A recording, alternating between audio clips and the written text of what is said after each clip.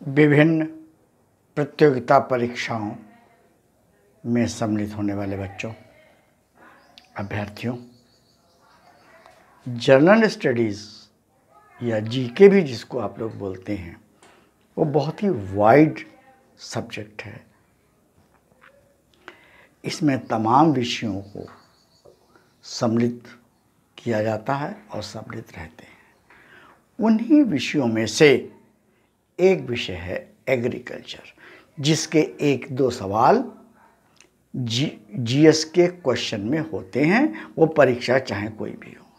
और स्पेशली जो एग्रीकल्चर से संबंधित परीक्षाओं बैठते हैं उनके लिए तो ये वाला वीडियो अति महत्वपूर्ण है ही।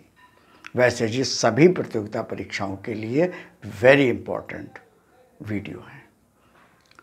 इसमें एग्रीकल्चर फील्ड के ही क्वेश्चंस हम आपको बताएंगे, जिन्हें आप बहुत ही धीरज के साथ समझें और नोट करें। ठीक है, तो पहला सवाल है नो मोरिकल्चर। एक विधि है कृषि की, एग्रीकल्चर माने कृषि की विधि है। नो मोरिकल्चर ये क्या है, ये पूछा गया था। तो इसका आंसर है ये जंगलों में जड़ी बूटियों और फलों आदि को संग्रह करने की विधि है। हालांकि ये काफ़ी प्राचीन है। दूसरा प्रश्न है आपका वाइल्ड गार्डनिंग। वाइल्ड गार्डनिंग को किसने प्रमोट किया था और संरक्षित भी किया था? तो ये थे sir William Robinson. Sir William Robinson ने वाइल्ड गार्डनिंग विधि को संरक्षित किया था और उसको एक निश्चित रूप भी दिया था। नेक्स्ट है नींबू, लेमन की पत्तियां कभी कभी छोटी रह जाती है, अपने प्रॉपर जो उनका साइज ऑप्टिमम साइज है उससे छोटी रह जाती हैं। ये क्यों, किस तत्व की कमी से ऐसा होता है? तो ये कॉपर तत्व की कमी से नींबू में ये रोग हो जाता है, छोटी पत्तियों का। नेक्स्ट क्वेश्चन है अंगूर, ग्रेप्स में कौन सी शर्करा, शुगर पाई जाती है? तो ग्रेप्स में ग्लूकोज और फ्रक्टोज दोनों ही प्रकार की शुगर्स पाई जाती हैं।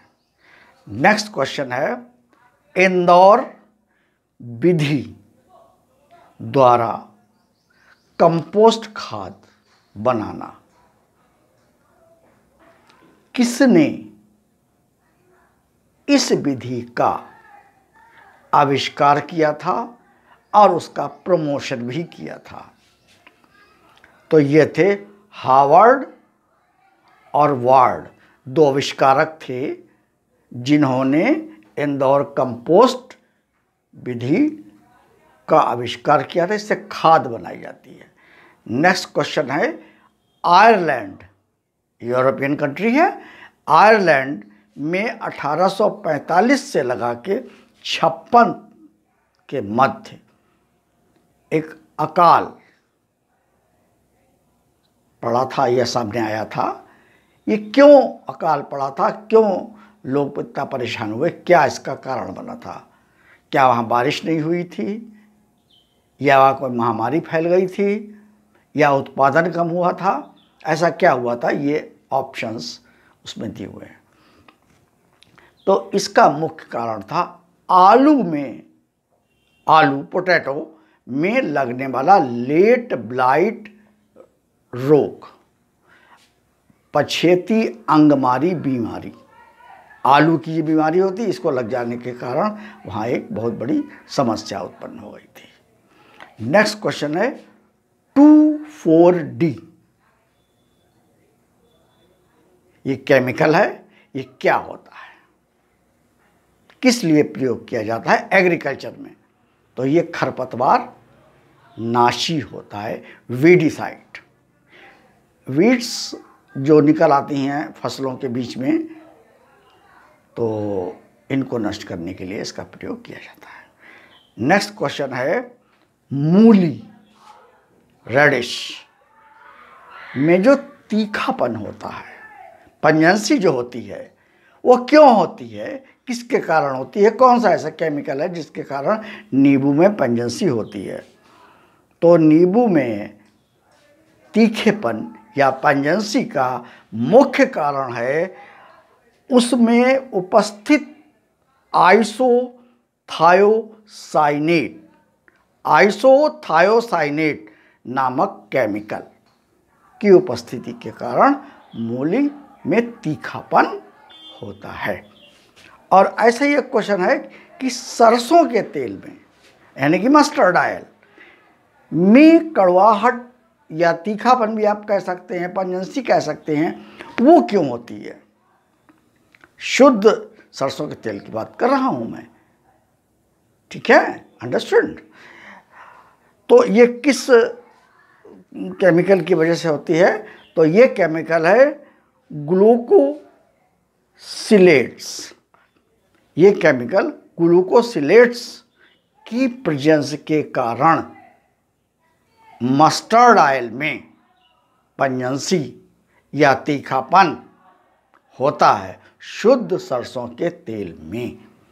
लास्ट क्वेश्चन हमारा है कि मिट्टी की नमी, मॉइस्चर की नमी किस यंत्र के द्वारा मापी जाती है या ज्ञात की जाती है? तो ये है टेंशियोमीटर। टेंशियोमीटर के द्वारा मिट्टी की नमी को हम ज्ञात करते हैं या मापते हैं। ये कुछ क्वेश्चन मैंने विद आंसर आपको बताए हैं, इनको आप बहुत ही ध्यान से लिख लीजिएगा, याद कर लीजिएगा।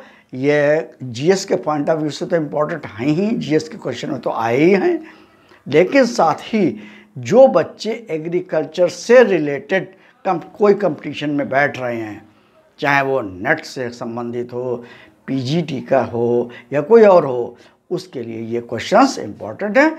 Now share and like this video for other students, उनको भी इसका लाभ मिलना चाहिए। थैंक्स।